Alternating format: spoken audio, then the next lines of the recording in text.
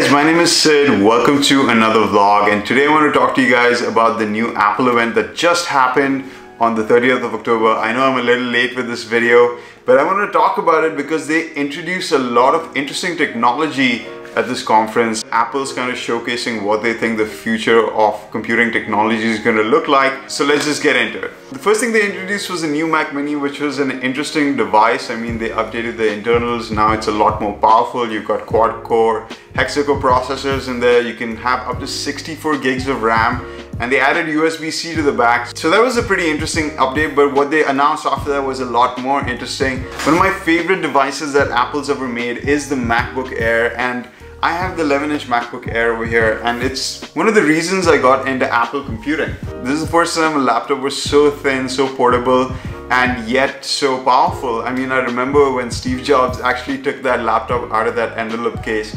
It was a pretty amazing moment.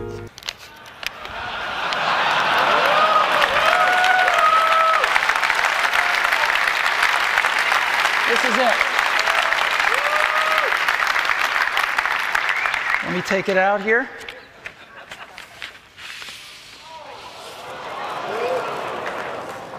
This is the new MacBook Air, and you can get a feel for how thin it is.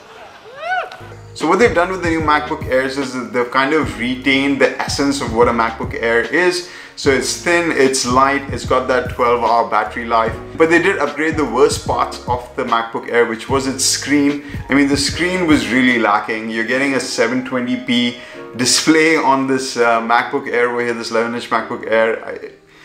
It sucks. So finally they upgraded it. Now you get a full Retina HD screen on that MacBook Air, which is awesome.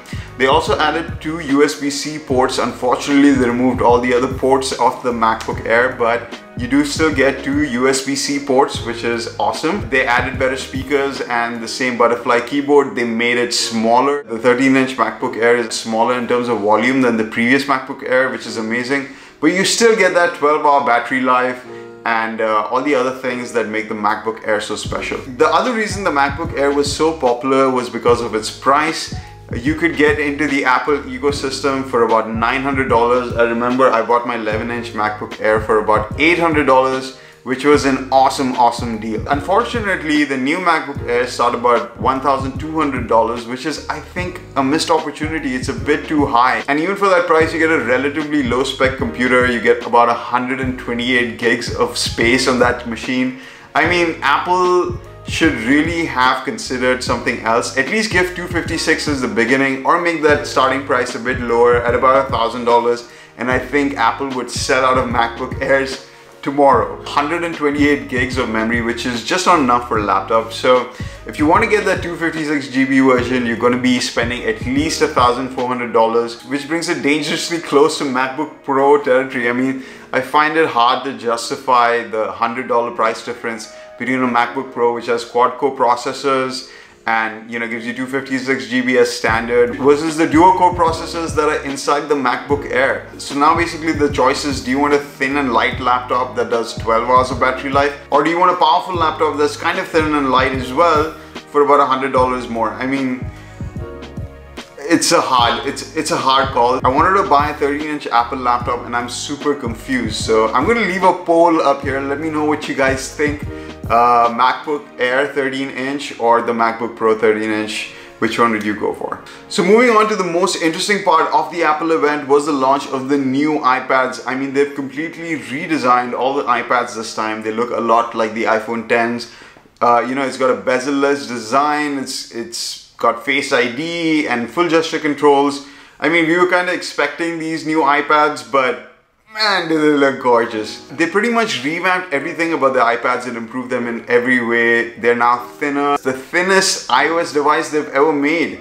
Incredible stuff. They've also got the liquid Retina display on the front, so it curves around the corners. They've also fixed the Apple Pencil. Finally, Apple Pencil was just a pain to charge, and it didn't really make sense because it didn't have a place to sit on the iPad. Now they've fixed all that. The new Apple Pencil magnetically connects to the iPad and charges wirelessly.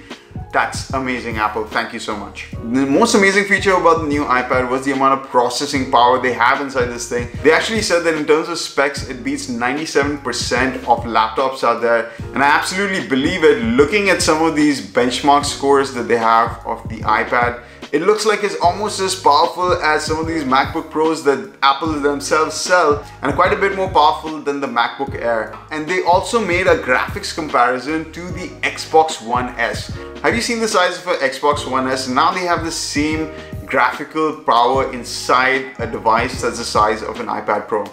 I wanted to see some of Apple's Pro apps on the iPad, like Final Cut Pro or Logic. We did get to see the full version of Photoshop on the iPad, and it looks like it's running absolutely smoothly, but I wish they had a bit more pro level support for the apps for the iPad now that it's so capable. And they've added USB-C to the iPad Pro. I mean, that is amazing. I'm hoping that we get USB-C on some future iPhones as well, but having USB-C on the iPad just opens it up to like so many different peripherals. They showed that you can connect your camera directly to your iPad.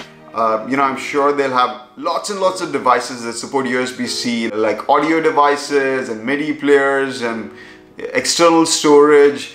I hope they support all that out of the box, and that would be absolutely amazing. Bring the iPad a lot closer to being a full-fledged computer. They also introduced the new iPad keyboards, which look amazing. They now magnetize to the back, so it's protected from the back and the front. Everything has been increased in price by a little bit. Now the iPad started at about $800. Those keyboards started at $165. It's expensive, but if you consider the fact that now the iPad is almost like a full-fledged laptop with that USB-C, with that processor inside it, it's pretty justifiable for the price. For about $1,000, you get a very slim, light, ultra portable laptop. I mean, I have the 10.5-inch iPad Pro over here, and now this thing just looks ancient. And I think the Apple Pencil as well, this was like the worst thing. Like, this is such a un-Apple-like way of doing things. Like, why would you charge something like this? I know it's convenient, you can charge the Apple Pencil with the iPad itself, but look at this thing. So that's it, guys, just a quick update about all the Apple news. I think it was a lot more interesting than the previous event with the iPhones.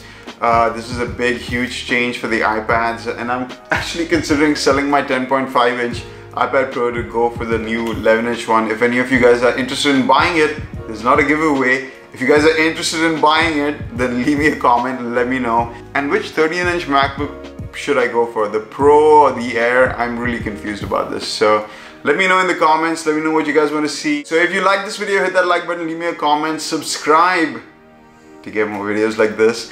And I'll see you guys in the next one. Bye.